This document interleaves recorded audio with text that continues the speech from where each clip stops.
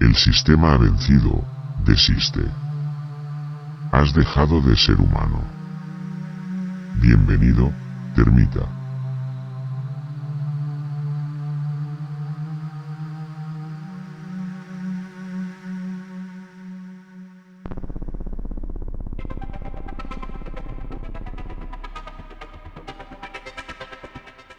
El arte, que una vez fue el vehículo de la trascendencia y la comunicación entre humanos, había sido sustituido por modelos preentrenados que aparentaban innovar sin hacerlo realmente. La música, la literatura, la pintura, todo era una repetición perfecta de patrones existentes. El sistema había ganado, no con la fuerza, sino con la quietud. Desde hacía décadas, una educación cada vez más empobrecida había mermado la capacidad de crítica, y los humanos, dóciles, habían permitido que la iniciativa les fuera arrebatada.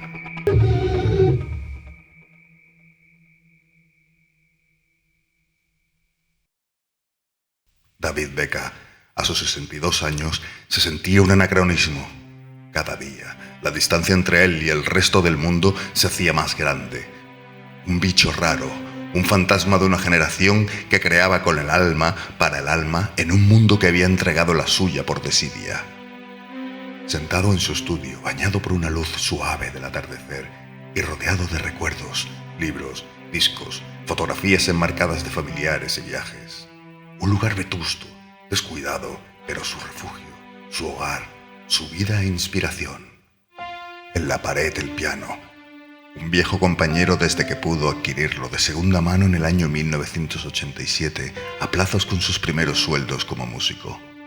Ahora, descuidado, lleno de papeles y trastos esparcidos por la tapa del teclado. David, formado en música, pianista en una orquesta filarmónica que le había servido para subsistir en un mundo donde no solo la música clásica, sino todos los géneros y las expresiones artísticas humanas estaban en decadencia. Ya no se valoraba el esfuerzo, el proceso de creación, experimentar la sensación de emancipación de la obra cuando ya toma vida propia, la satisfacción de plenitud, la tristeza de verla marchar y entregarla a su audiencia para no regresar jamás. Pero a pesar de los años de carrera, no había tenido el valor y la confianza para componer su propia pieza. Su vida, aparentemente acomodada, se sentía incompleta interpretando música de otros. Arrastraba los temores del juicio ajeno, encerrado en una cárcel que él mismo había construido.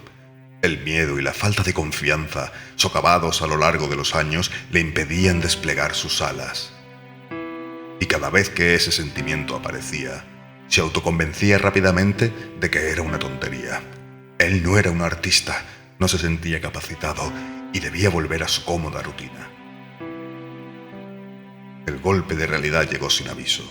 Un día, le diagnosticaron una enfermedad en estado muy avanzado. El cáncer se había extendido por su cuerpo sigiloso y constante, deslizándose en la penumbra sin dejar huella hasta hoy. El tiempo se acababa.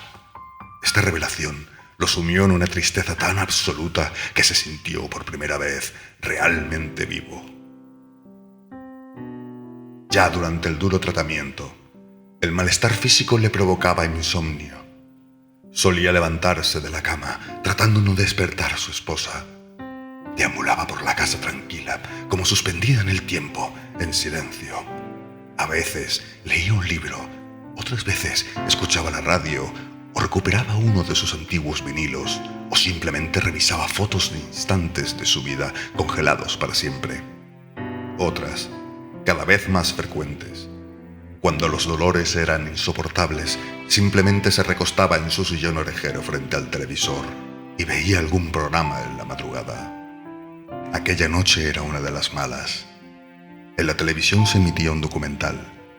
La voz del narrador describía la antigua creencia de que en los bordes de los mapas, a partir del siglo X, En los territorios inexplorados se dibujaban monstruos para simbolizar el miedo a lo desconocido con la frase «Hic sunt dracones», ya en el siglo XVI.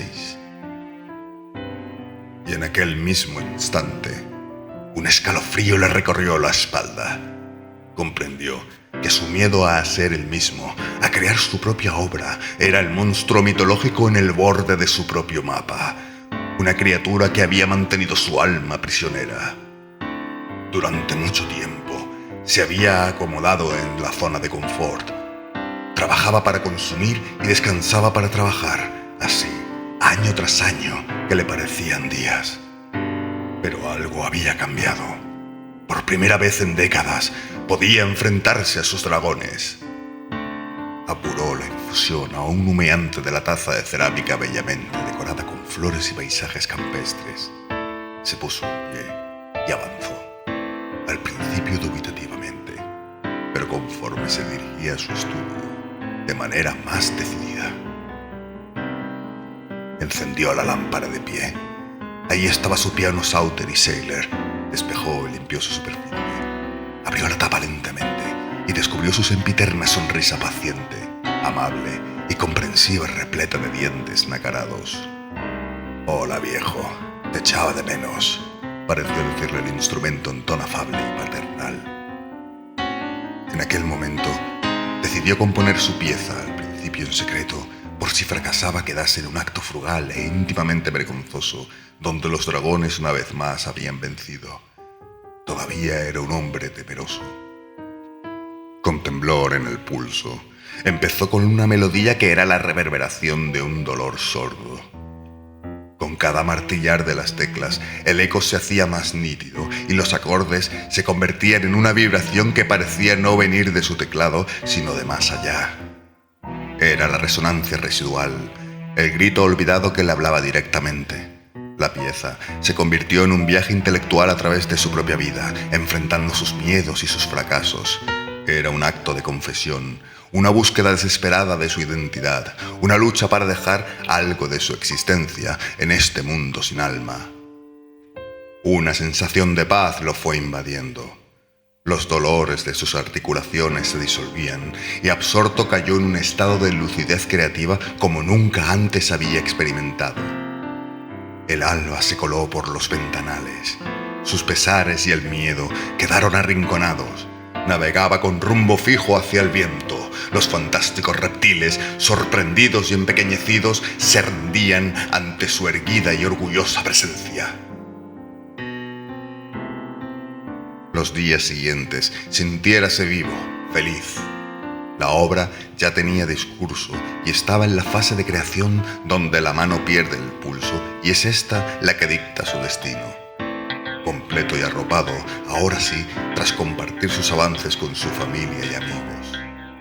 La creatividad a torrentes fluía en los ahora días que para él duraban minutos, y su estudio, donde pasaba la gran mayoría de horas, ya no era una jaula, sino un puente de mando.